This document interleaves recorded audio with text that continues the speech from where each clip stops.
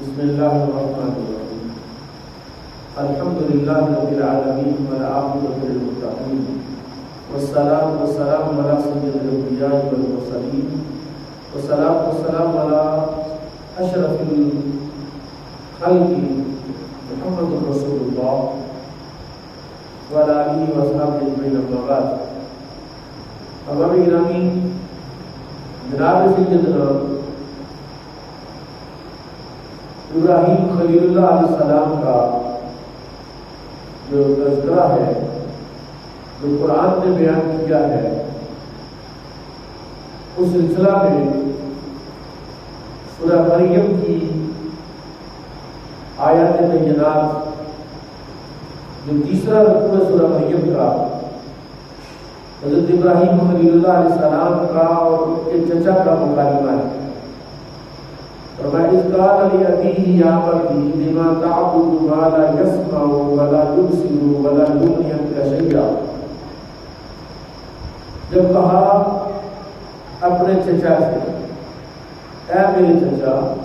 لِمَ تَعْبُدُ، آپ کیوں عبادت کرتے ہیں، مَا لَا يَسْمَعُ وَلَا يُبْصِرُ وَلَا يُغْنِي عَنكَ شَيْئًا، تین باتیں بیان کی بتوں کے لیے شرک کے سلسلے میں فرمایا، جو سنتے نہیں، دیکھتے نہیں، ولا یغنی عنک شیئا، اور تمہیں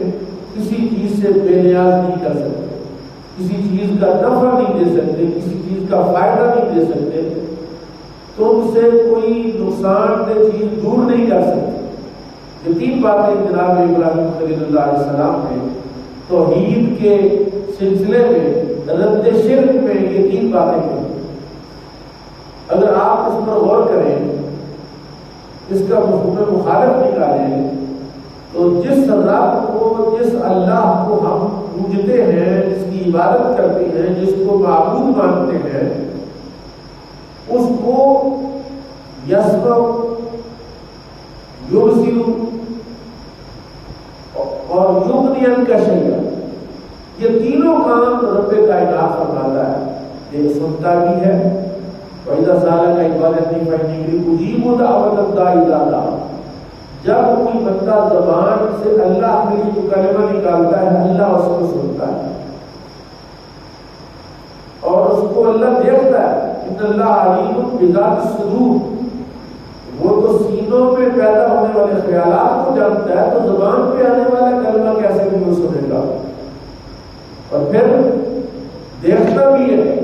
اور یہ ہمارا عقیدہ ہے اہل سنت جماعت کا، اہل اسلام کا، کہ اللہ تعالیٰ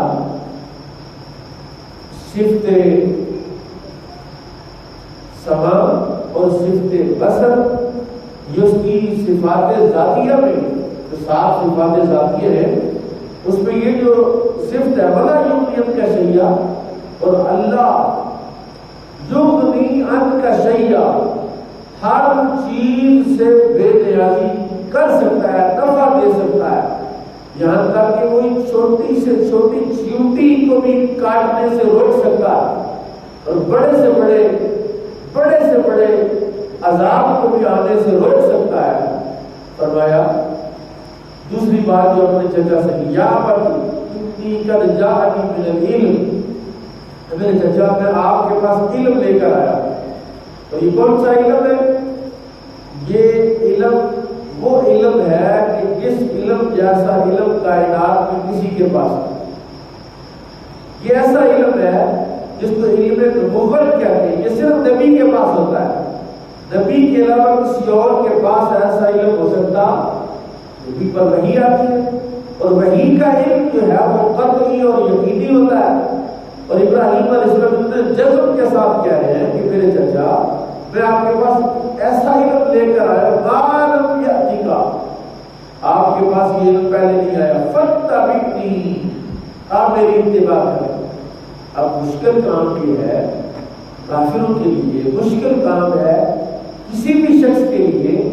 کہ وہ اتباع کرے کسی ایسے شخص کی جو اس سے جونیئر ہے، جس کو وہ چھوٹا سمجھتا ہے، حالانکہ ہدایت جتنی بھی ہے وہ ساری کی ساری اتباع کے اندر ہے۔ نبی پاک صلی اللہ علیہ وسلم نے ارشاد فرمایا ان یہودیوں کو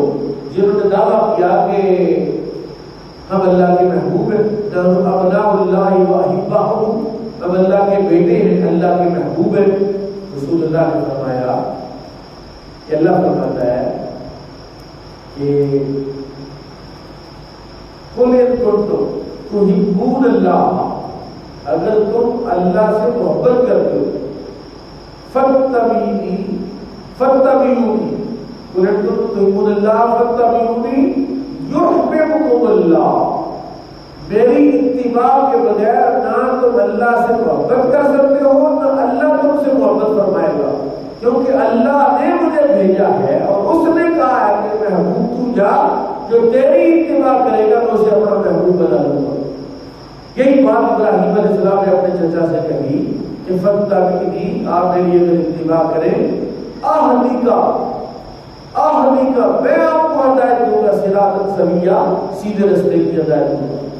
یا ابت لا تعبد الشیطان، آپ تینوں چیزوں کو اگر آپ دیکھیں، ایک توحید کی دعوت دی، دوسری رسالت کی دعوت دی،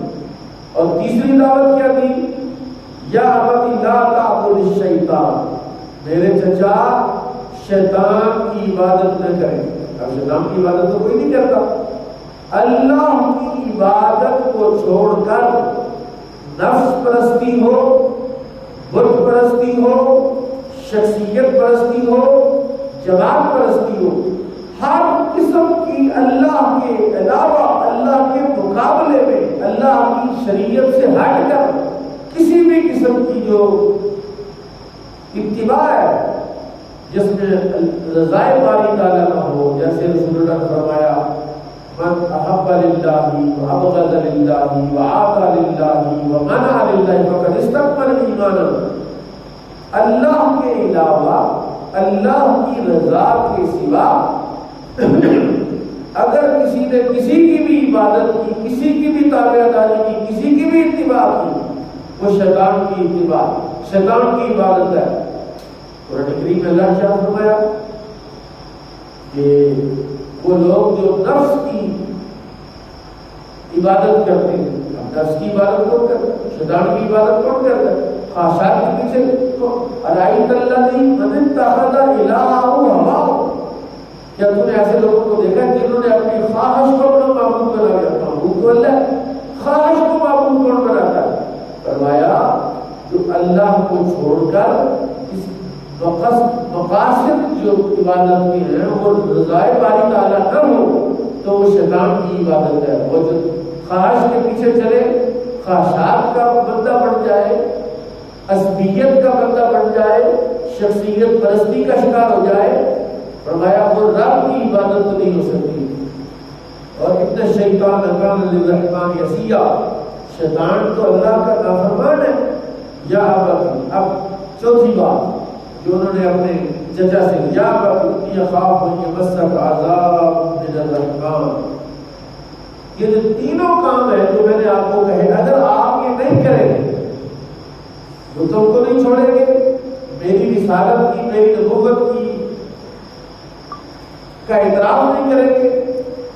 اور شیطان کی عبادت نہیں چھوڑیں گے، تو ہوگا کیا؟ نتیجہ کیا نکلے گا؟ فرمایا انی اخاف ان یمسک عذاب من الرحمن، مجھے خوف ہے کہ رحمان کا عذاب آپ کو پہنچے گا، فتکون للشیطان ولیا،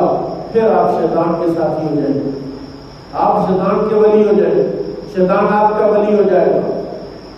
اب یہ چار باتیں حضرت ابراہیم علیہ السلام نے اپنے چچا سے کی۔ اب جواب سنیے، چچا کا جواب آیا، قال اراغب انت عن آلہتی، اے ابراہیم آپ ہمیں ہمارے معبودوں سے بیزار کرتے ہیں۔ اراغب انت عن آلہتی، اے ابراہیم کیا ان بتوں کی عبادت سے آپ ہمیں دور کرنا چاہتے ہو؟ کیوں؟ کہ بتوں کی جو محبت ہے، جو معبود کی محبت ہوتی ہے، یہ ایک تو ہم کی اپنے نماز عشاء پڑھی یا نماز جو لوگ پڑھتے ہیں، انہیں چاہیے کہ جب نماز پڑھتے ہیں تو نماز پڑھنے کے ساتھ ساتھ اللہ سے محبت بھی کریں، اور اگر کسی شخص کو اللہ سے محبت نہیں، نماز پڑھتا ہے، تلاوت کرتا ہے، ذکر فکر کرتا ہے، اللہ سے محبت نہیں کرتا، اللہ تعالیٰ نے اس کی مثال دی، فرمایا وَمِنَ النَّاسِ مَن يَتَّخِذُ مِن دُونِ اللَّهِ أَندَادًا، جو اللہ کے علاوہ جنہوں نے ان کا معبود بنا لی، يُحِبُّونَهُمْ كَحُبِّ اللَّهِ، وہ ان بتوں سے اس طرح محبت کرتے ہیں جس طرح اللہ سے محبت ہونی چاہیے، وَالَّذِينَ آمَنُوا أَشَدُّ حُبًّا لِلَّهِ، اب آزر کو بتوں سے اتنی محبت تھی، اس نے کہا آپ ہمیں ہمارے معبودوں سے بیزار کرتے ہیں، لَئِن لَّمْ تَنْتَهِ، اگر آپ باز نہ آئے، لَأَرْجُمَنَّكَ، میں ضرور تجھے رجم کر دوں، وَاہْجُرْنِی مَلِيًّا، اور آپ کو یہاں سے نکال دوں گا، یہاں سے ہجرت کرنے پر مجبور کر دوں گا۔ ایک تو ہجرت کرنی پڑے گی، دوسرا پتھر بھی مارے، کیونکہ جو اللہ کی راہ میں چلتا ہے یہ ہو نہیں سکتا کہ اسے پتھر نہ پڑے۔ جب امام الانبیاء کو طائف کے سفر میں پتھر پڑے، ابراہیم علیہ السلام کو پتھر مارنے کی دھمکی ملی، قال سلام علیک، یہ ہے وہ جو قرآن عزیز نے کہا کہ جب آپ کا ٹکرا اور آپ کا سامنا جاہلوں سے ہو پھر کیا کہنا ہے؟ سلام علیکم، یہی بات ابراہیم نے کی، قال سلام علیکم، آپ کا سلام ہو، ساستغفر لک ربی، میں میری آپ کے لیے اپنے رب سے بخشش کی دعا کروں گا، انہ کان بی حفیٰ، وہ رب میرے ساتھ بڑا مہربان ہے، وَأَعْتَزِلُكُمْ، میں جدا ہوتا ہوں تم سے، وَمَا تَدْعُونَ مِن دُونِ اللَّهِ، اور جن کی تم عبادت کرتے اللہ کو چھوڑ کے میں ان سے بھی جدا ہوتا ہوں، تو آدم ربی، میں اپنے رب کی عبادت کروں، عسیٰ اللہ اکون بدعاء ربی شقیٰ، قریب ہے کہ میں ہو جاؤں اپنے رب کے ساتھ دعا کروں گا، میں اپنے رب کی جو عبادت کروں گا، جب میں اپنے رب کا قرب حاصل کر لوں گا تو میرا رب جو ہے، اگر میں آپ کے ساتھ گیا تو میں شقی ہو جاؤں گا، بدبخت ہو جاؤں گا، اور میں آپ کی جماعت چھوڑنے کا اعلان کرتا ہوں، اور میں فلما اعتزلهم، جب ابراہیم نے ان سے اعتزال کیا، وما یعبدون من دون اللہ، اور جن کی وہ عبادت کرتے اس سے بھی الگ ہو گئے، عبادت تو وہ تو نہیں کرتے تھے، وہ کرتے تھے، لیکن ان کی جہاں عبادت وہاں سے نکل گئے، اللہ کہتا وَهَبْنَا لَهُ إِسْحَاقَ وَيَعْقُوبَ،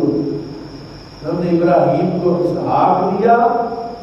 اور یعقوب دیا، یعنی اسحاق جو بیٹا تھا ابراہیم علیہ السلام کے بیٹے تھے، ان کو بیٹا دی، پوتے کی بھی خوشخبری سنائی، وَكُلًّا جَعَلْنَا نَبِيًّا، فرمایا کہ دونوں کو ہم نبی بنائے، وَوَهَبْنَا لَهُم مِّن رَحْمَتِنَا وَجَعَلْنَا لَهُمْ لِسَانَ صِدْقٍ عَلِيًّا، اور ہم ان کو اپنی بارگاہ سے